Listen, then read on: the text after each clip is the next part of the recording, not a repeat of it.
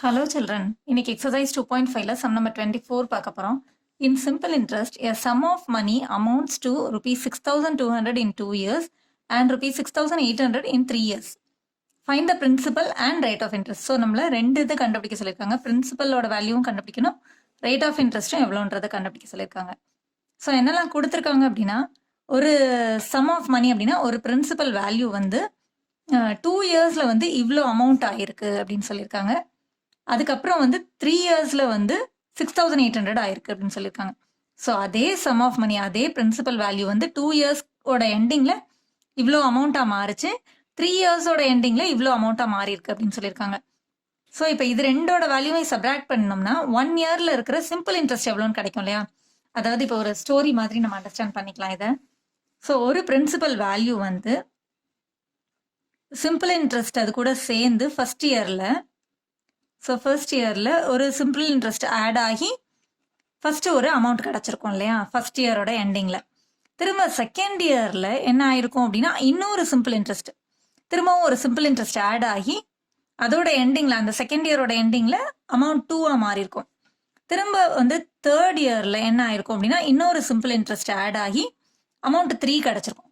So அதே போல் இப்போ வந்து நமக்கு என்னென்ன கொடுத்துருக்காங்கன்னா அமௌண்ட் 2, அதாவது செகண்ட் இயரோட எண்டிங்கில் கிடைச்ச அமௌண்ட்டும் தேர்ட் இயரோட எண்டிங்கில் கிடைச்ச அமௌண்ட்டும் A3யும் வேல்யூ கொடுத்துருக்காங்க. ஸோ இப்போ இந்த A3யும் A2வையும் சப்ராக்ட் பண்ணும்போது நமக்கு இந்த சிம்பிள் இன்ட்ரெஸ்ட் எவ்வளோன்றது கிடைச்சிரும்.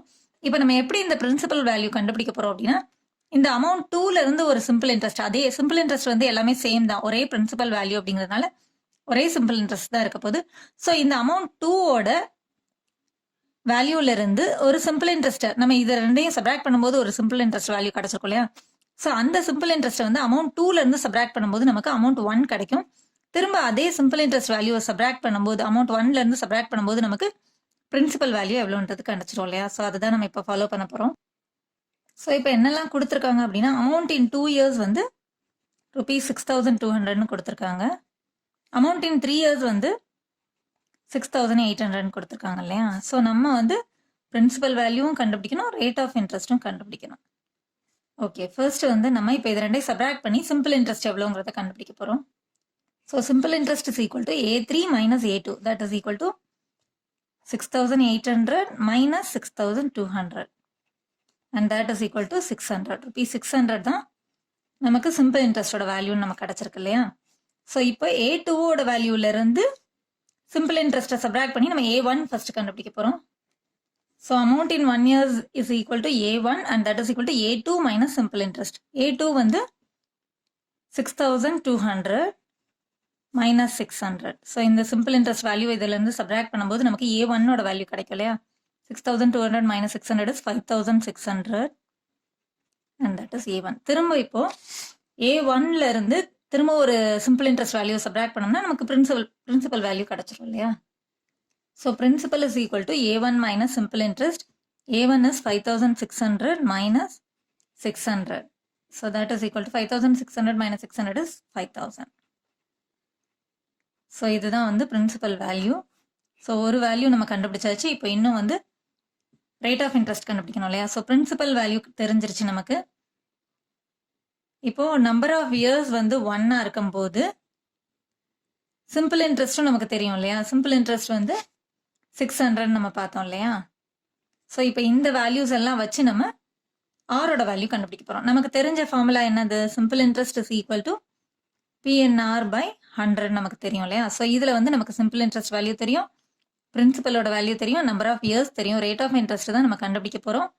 ஸோ மிச்சம் எல்லா வேல்யூஸையும் நம்ம சப்ஸ்டியூட் பண்ணோம்னா ரேட் ஆஃப் இன்ட்ரெஸ்டோட வேல்யூ நமக்கு தெரிஞ்சிடும். So simple interest is 600 is equal to principal value is 5,000 into என்னோட வேல்யூ வந்து நம்பர் ஆஃப் இயர்ஸ் வந்து 1 இயருக்கு, ரேட் ஆஃப் இன்ட்ரெஸ்ட் தெரியாததுனால ஆறுனே வச்சுக்கலாம், that is equal to 100.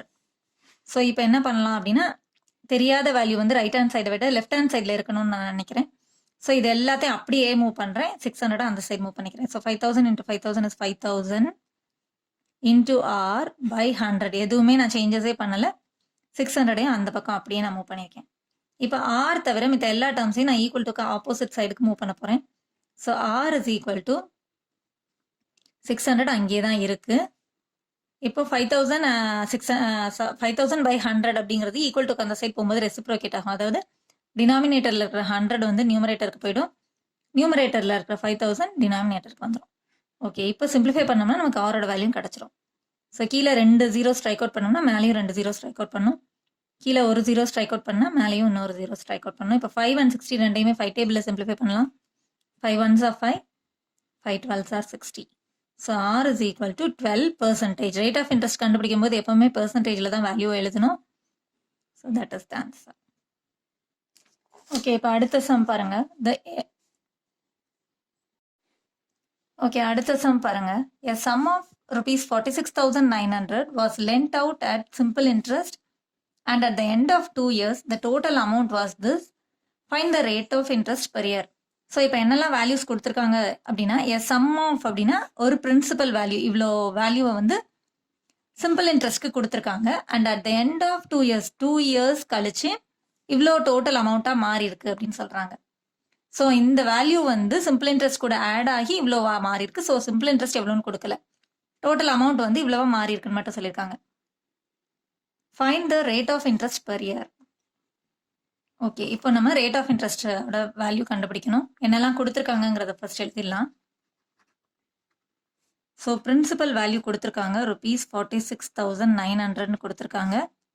அமௌண்ட்டோட value கொடுத்துட்டாங்க rupees 53,466. 2 yearsன்னு சொல்லியிருக்காங்க இல்லையா. ஸோ நம்பர் ஆஃப் இயர்ஸ் வந்து 2 yearsல கொடுத்துருக்காங்க. இப்போ நம்ம ஆரோட வேல்யூ கண்டுபிடிக்கணும். சிம்பிள் இன்ட்ரெஸ்டோட வேல்யூவும் நமக்கு தெரியாது. ஓகே, இப்போ நமக்கு தெரிஞ்ச 2 ஃபார்முலாஸையும் ஃபர்ஸ்ட் எழுதிக்கலாம். So simple interest is equal to PNR/100ன்னு ஒரு ஃபார்முலா தெரியும். Amount is equal to P+I, P+ simple interest நமக்கு தெரியும் இல்லையா. ஸோ இப்போ ஆர் கண்டுபிடிக்கிறதுக்கு நமக்கு இந்த ஃபார்முலா தான் நம்ம யூஸ் பண்ணணும். ஸோ இதுக்கு நமக்கு மற்ற ரிமைனிங் வேல்யூஸ் எல்லாம் தெரிஞ்சாதான் நம்ம ஆரோட வேல்யூவை இந்த ஃபார்முலா யூஸ் பண்ணி கண்டுபிடிக்க முடியும். ஸோ நமக்கு என்னெல்லாம் வேல்யூஸ் எல்லாம் தெரியுமான்னு நம்ம செக் பண்ணிக்கலாம். என்னோட வேல்யூ தெரியும், பிரின்சிபலோட வேல்யூ தெரியும், சிம்பிள் இன்ட்ரெஸ்டோட வேல்யூ நமக்கு தெரியாது. ஸோ அதை ஃபர்ஸ்ட் வந்து நம்ம இதுல இருந்து கண்டுபிடிச்சிட்டு தான் இந்த ஃபார்முலா யூஸ் பண்ணி நம்ம ஆர் கண்டுபிடிக்க முடியும். ஸோ ஃபர்ஸ்ட் வந்து இப்போ இதுல வேல்யூஸ் வந்து பத்தாததுனால இந்த ஃபார்முலா யூஸ் பண்ணி இதுல வந்து நமக்கு தேவையான வேல்யூஸ் எல்லாம் இருக்குதான் நம்ம செக் பண்ணிக்கலாம். பிரின்சிபலோட வேல்யூ இருக்கு, அமௌண்ட்டோட வேல்யூ இருக்கு. ஸோ நம்ம சிம்பிள் இன்ட்ரெஸ்டோட வேல்யூவை கண்டுபிடிச்சிடலாம். ஸோ இந்த செகண்ட் ஃபார்முலா ஃபர்ஸ்ட் எடுத்துக்கலாம். So amount is equal to பிரின்சிபலோட வேல்யூ வந்து, so amount is equal to principal plus I.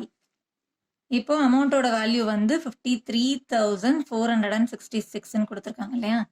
பிரின்சிபலோட value வந்து 46,900 பிளஸ் சிம்பிள் இன்ட்ரெஸ்ட் நமக்கு தெரியாது, ஐயினே எழுதிக்கலாம். ஸோ இப்போ அப்படியே நான் மூவ் பண்ணிக்கிறேன். தெரியாத வேல்யூ வந்து லெஃப்ட் ஹேண்ட் சைடு எடுத்துக்கிறேன் நான். So 46,900 plus I is equal to 53,466.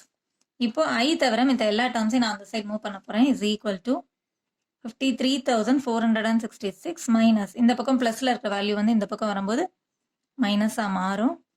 So this is equal to, இப்போ இதை சப்ராக்ட் பண்ணணும் இல்லையா.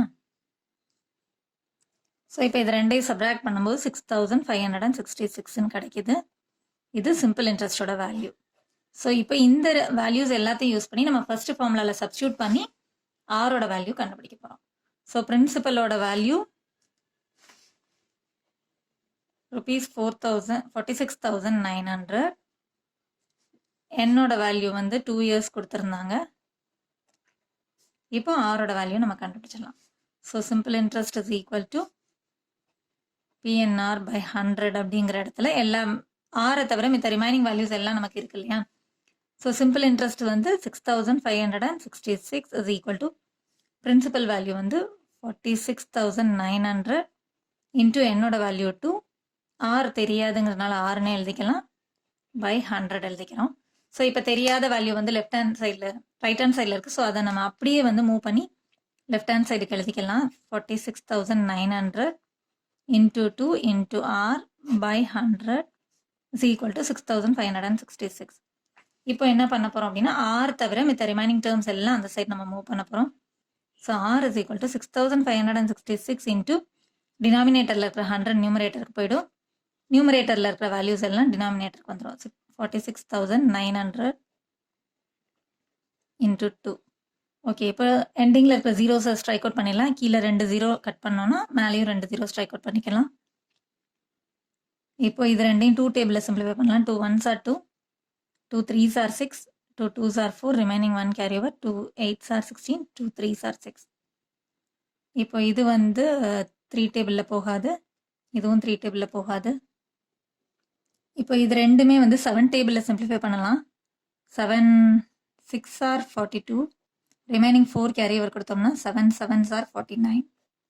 இப்போ இது வந்து பார்த்தீங்கன்னா 7 டேபிளில் ஃபஸ்ட்டு 32 எடுத்துட்டோம்னா 7 4s are 28 போக ரிமைனிங் 4 கேரி ஓவர் கொடுத்தோம்னா 7 6 are 42 போக ரிமைனிங் 6 கேரி ஓவர் கொடுத்தோம்னா 7 9s are 63. ஓகே, இப்போ வந்து 67 469 ரெண்டுமே வந்து 67 டேபிளில் தான் சிம்பிளிஃபை பண்ண முடியும். அதாவது 67 7s are 469, 7 7s are 49, 4 67 அப்படிங்கிறது வந்து ஒரு ப்ரைம் நம்பர். ஸோ வேறு எந்த டேபிள்ஸ்லையும் போகாது. ஸோ கண்டிப்பாக வந்து 67 டேபிளில் தான் நம்ம கால்குலேட் பண்ணணும். 7 6 are 42, 42 plus 4 is 46. So 67 1s are 67, 67 7s are 469. டினாமினேட்டரில் 1 வந்துச்சுன்னா நம்ம சிம்பிளிஃபிகேஷன் முடிச்சாச்சுன்னு அர்த்தம். நியூமரேட்டரில் இருக்க நம்பர்ஸை மல்டிப்ளை பண்ணோம். 7 1s are 7. So R is equal to 7% is the required answer. That's all.